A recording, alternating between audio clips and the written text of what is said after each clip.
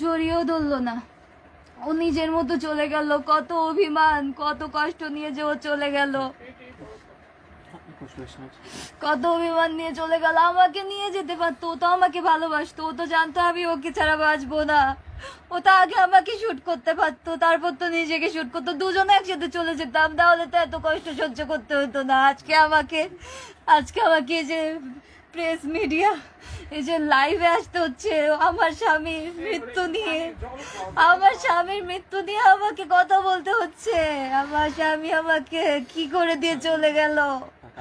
ওর মায়ের দায়িত্ব সেই 2 ভাইয়ের উপর, ওর সয় সম্পত্তি সবকিছুর উপর দিয়ে গেল। আর আমার দায়িত্ব দিয়ে গেল ওই কয়েকটা স্বর্ণের উপরে। আমার হাজবেন্ড সৎ মানুষ ছিল, ওর স্বর্ণ বেশি নাই। আমাদের বাসা তো সিলগালা করা আছে, টিম ঢুকুক বাসায়, টিম ঢুকে যত স্বর্ণ আছে বের করে আনুক, দেখুক তারা কয়টা স্বর্ণ আছে। ওইটুকু স্বর্ণের উপর আমার জীবনের দায়িত্ব দিয়ে গেল, যে কিনা আমার সারা জীবনের দায়িত্ব নিয়েছিল।